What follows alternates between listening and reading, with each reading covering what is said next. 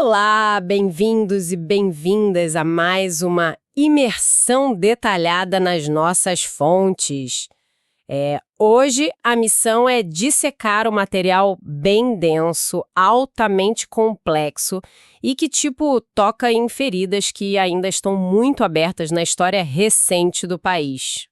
Sem dúvida. É um terreno delicado. Muito.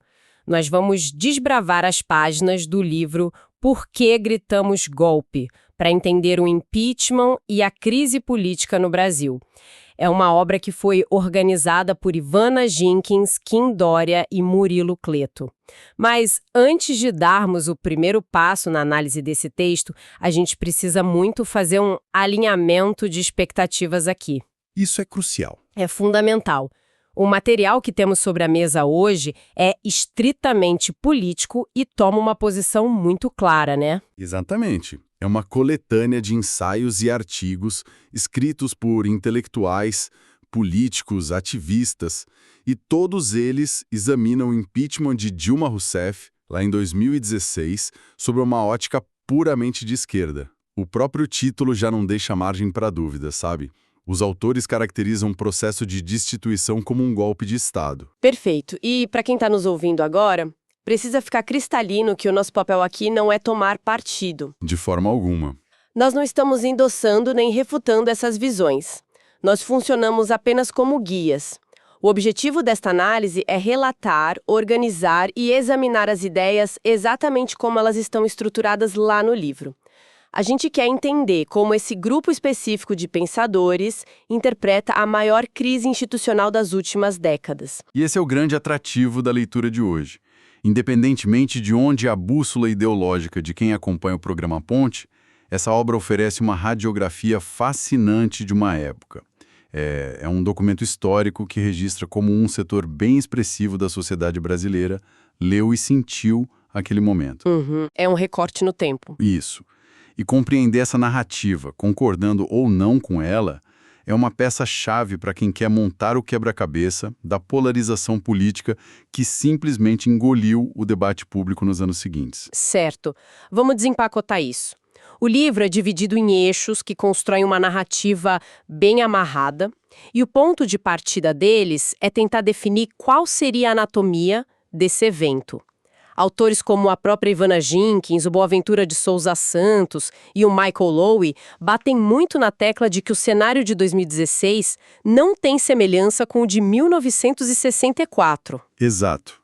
Eles dizem que o formato de ruptura mudou, certo? Sim, a premissa deles é que a gente não precisa mais de tanques nas ruas ou de generais invadindo palácios para caracterizar uma ruptura democrática. O texto descreve o que eles chamam de um golpe parlamentar, institucional e pseudolegal. Pseudolegal, isso é uma palavra forte. Muito. E para ilustrar isso, os autores traçam um paralelo direto com o que aconteceu com Manuel Zelaya em Honduras, em 2009, e também com o Fernando Lugo no Paraguai, em 2012. A tese é que as chamadas pedaladas fiscais, que foram a base da acusação aqui no Brasil, funcionaram apenas como uma artimanha. Um pretexto jurídico conveniente para envelopar uma manobra puramente política. E eles embasam isso teoricamente? Eu lembro que o ensaio do Michael Lowy usa um termo bem específico da ciência política, o estado de exceção, mas a linguagem do livro é um tanto acadêmica ali. Como a gente traduziria essa ideia para algo mais palpável? O que é fascinante aqui é o seguinte. O Lowy adapta esse conceito de um jeito muito interessante. Imagine que a democracia seja um jogo de tabuleiro onde todos concordaram com as regras. O que ele argumenta é que, do ponto de vista do capital financeiro e das classes dominantes na América Latina, a democracia formal se tornou um jogo intenso demais. Intenso em que sentido? No sentido de perder o controle. Segundo ele, as elites toleram jogar pelas regras democráticas só até o momento em que os interesses econômicos delas começam a perder no tabuleiro, especialmente quando políticas de distribuição de renda ganham tração de verdade. Ou seja, quando percebem que vão perder a partida usando as regras normais, eles acionam um mecanismo de exceção, só que travestido de legalidade, para mudar as regras do jogo e retomar o controle do Estado, sem precisar chutar o tabuleiro com violência armada. Seria basicamente isso. Perfeita analogia. É a burla da vontade popular usando as próprias ferramentas das instituições. E o livro detalha como isso se desenhou na prática. Trazendo, por exemplo, a análise do Ciro Gomes. Ele argumenta que a crise não foi apenas um tropeço do governo da época. Embora ele faça críticas, né? São críticas bem severas ao isolamento do executivo e à adoção de políticas de austeridade que afastaram a base popular. Mas para ele, a queda foi orquestrada pela união de três forças, ou o que ele chama de três pulsos. Eu lembro dessa parte, e é uma divisão bem didática. Quais são exatamente esses três pulsos que convergiram para o impeachment na visão dele? O primeiro pulso seria um instinto puro de sobrevivência da classe política tradicional. Políticos que queriam estancar o avanço da Operação Lava Jato a qualquer custo. O livro ilustra isso resgatando aquele famoso áudio vazado do senador Romero Jucá. Ah, o áudio de estancar a sangria. Esse mesmo, falando literalmente em estancar a sangria. O segundo pulso vinha do mercado financeiro, que estava super ansioso para impor uma agenda neoliberal mais dura e sem concessões sociais. E o terceiro pulso seria o interesse internacional gigantesco, que estava de olho na exploração das riquezas do pré-sal brasileiro. E aí a tempestade perfeita se formou, porque esses três interesses encontraram um ambiente muito fértil no Congresso Nacional da época. As fontes falam muito sobre o perfil de quem votou o impeachment, mencionando o peso da famosa bancada BBB. Exato, a bancada da bala, do boi e da Bíblia. Uma aliança fortíssima de setores profundamente conservadores, ligados à segurança pública militarizada, ao agronegócio e ao fundamentalismo religioso. O argumento central dos ensaios é que essa coalizão atuou em conluio para depor um governo eleito por 54 milhões de eleitores. É um número massivo. Noito. E o que chama muita atenção na leitura é o contraste que eles fazem com quem assumiu o poder logo em seguida. Michel Temer, o então vice-presidente, contava com apenas 2% das intenções de voto para presidente naquele momento. Isso segundo as pesquisas que o livro cita. 2%.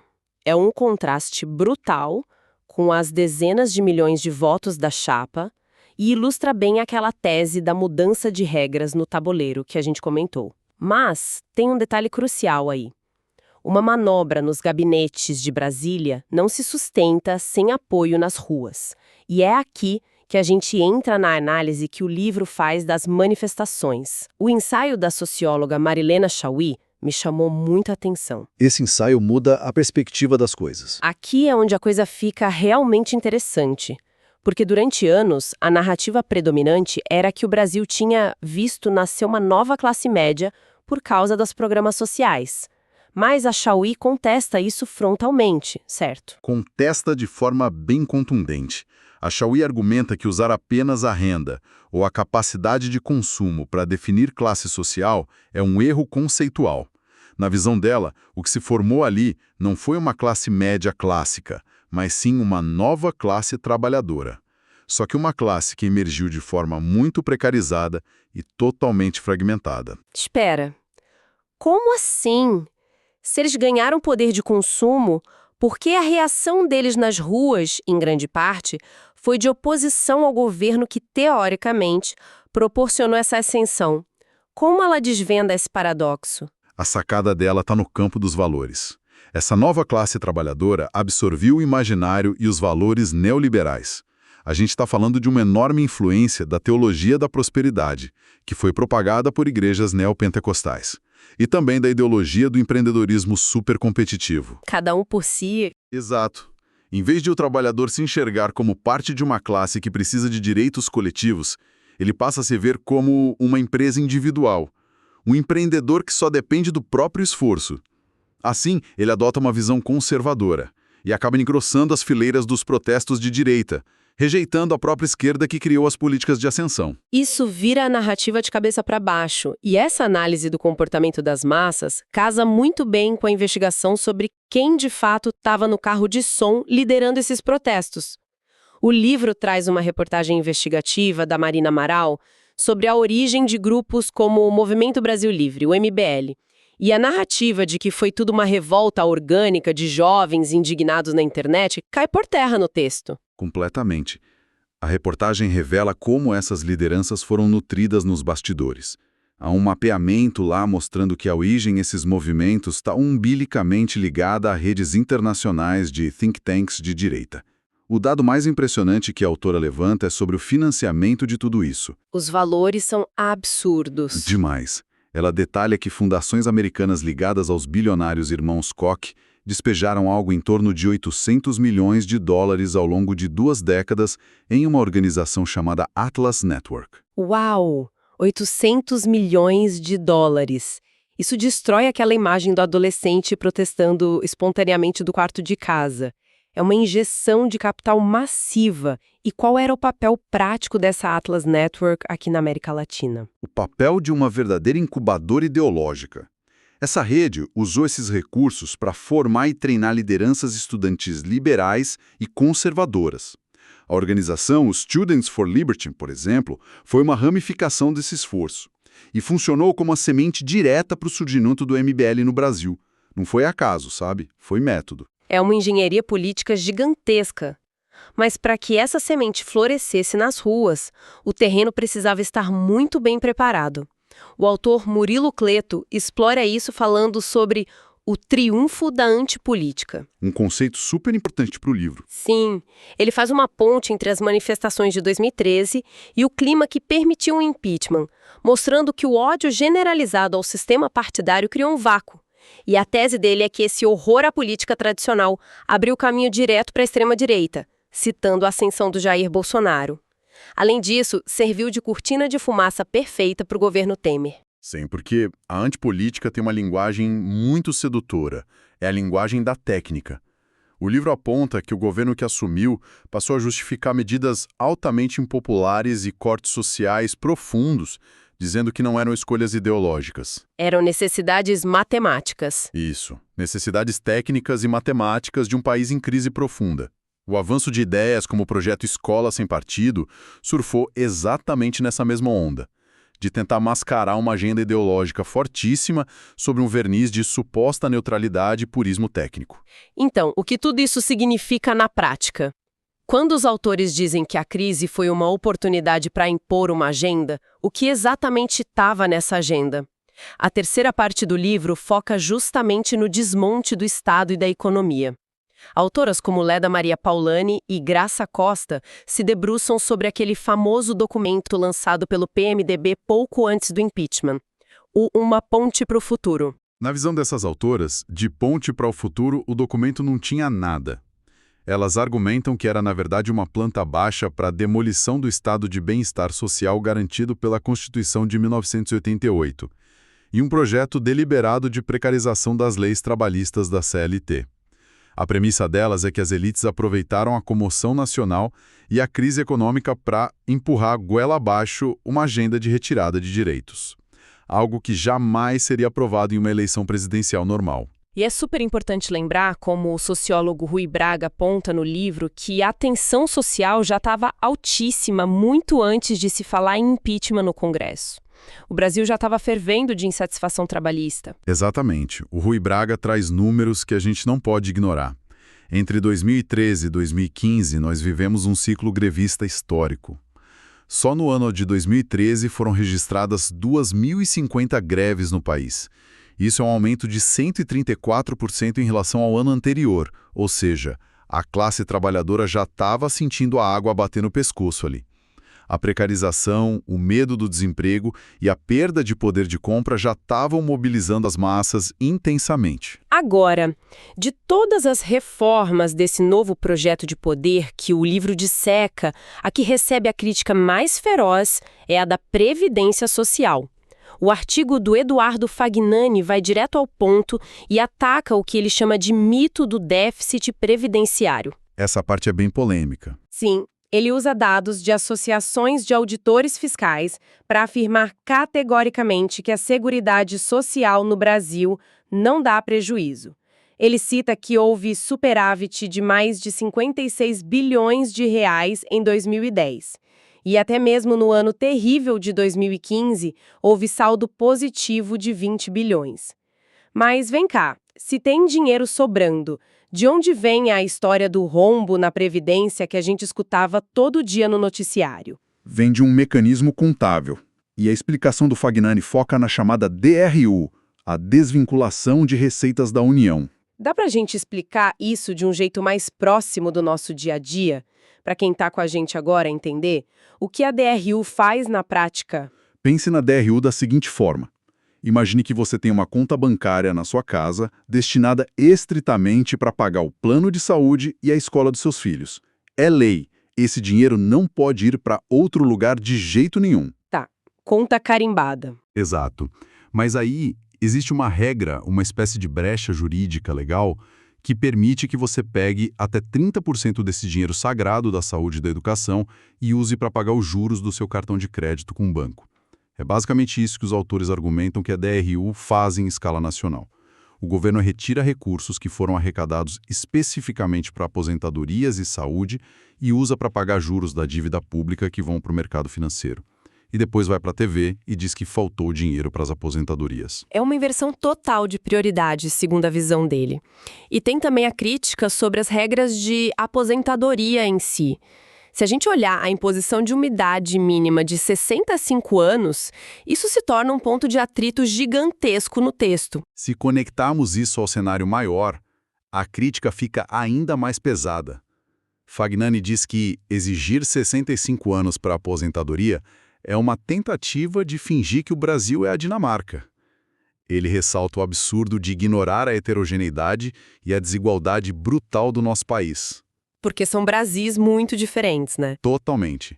Exigir que alguém que trabalha em um escritório com ar-condicionado na Faria Lima se aposente aos 65 anos é uma realidade. Agora, exigir a mesmíssima idade de um trabalhador rural no interior do Nordeste, que começou na enxada aos 10 anos de idade e onde a expectativa de vida é imensamente menor, na visão do autor, não é uma regra de aposentadoria. É uma sentença para trabalhar até morrer sem nunca ver a cor do benefício. Nossa.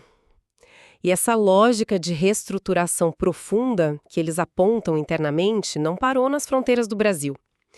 O livro argumenta que o país sofreu um solavanco parecido na forma como passou a se projetar para o resto do mundo.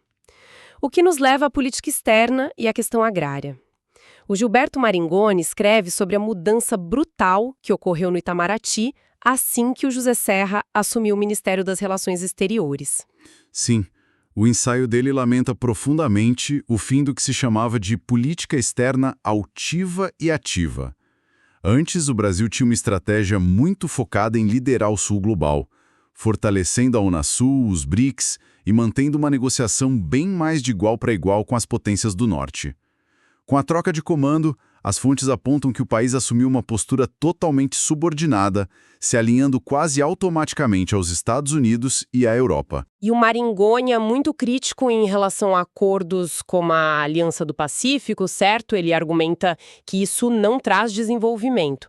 Mas por que essa aliança seria prejudicial para o Brasil na ótica do livro? Porque, na análise dele, focar nesse tipo de acordo de livre comércio significa, na prática, jogar a toalha na industrialização. É aceitar o papel do Brasil na divisão internacional do trabalho como sendo apenas uma grande fazenda e uma grande mina. O autor defende que esses acordos só servem para acelerar a desindustrialização do país, escancarando as portas para produtos manufaturados estrangeiros, enquanto nós exportamos apenas soja e minério de ferro, sem valor agregado nenhum. Apenas sobre economia, são sobre violência letal.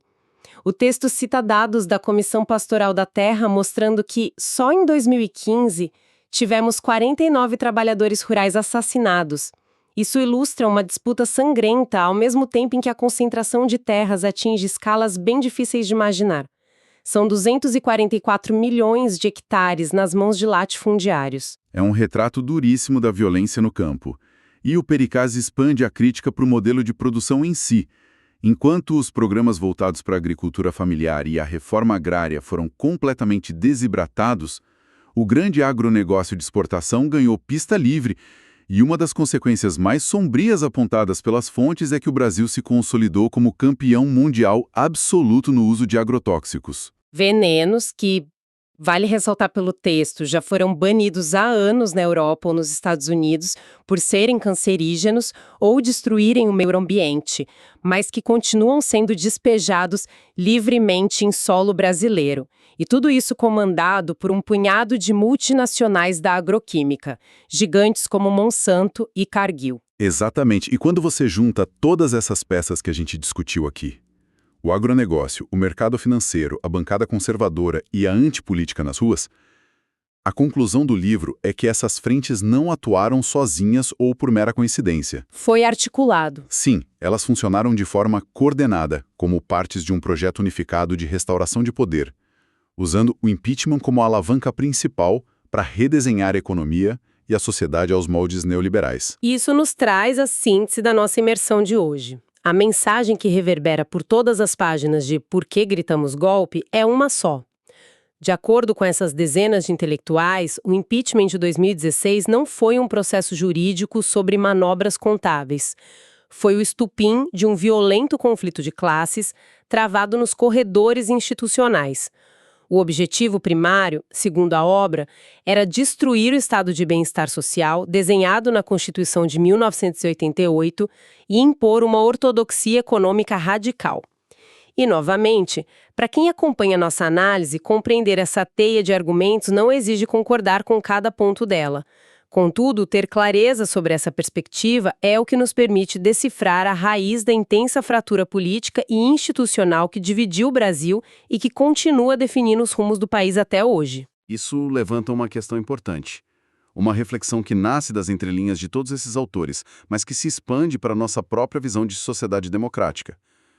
Se considerarmos a dinâmica exposta nesse material, onde a democracia representativa e o voto popular parecem ser driblados, sempre que as elites econômicas sentem que perderam o controle do orçamento, ou que a inclusão social foi longe demais, a gente tem que se perguntar algo bem incômodo. Qual seria a grande pergunta? Será que o sistema político atual, da forma exata como é desenhado e financiado, tem a resiliência real para suportar mudanças sociais profundas e contínuas?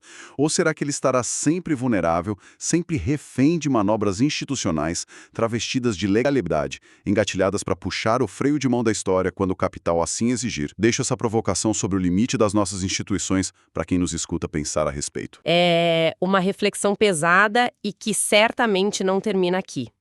Fica o convite ao pensamento crítico e à análise cuidadosa de como nossa história vem sendo construída e interpretada. Eu agradeço imensamente a todo mundo que nos acompanhou em mais esta análise detalhada. Continuem questionando as narrativas, explorem múltiplas perspectivas e até a próxima.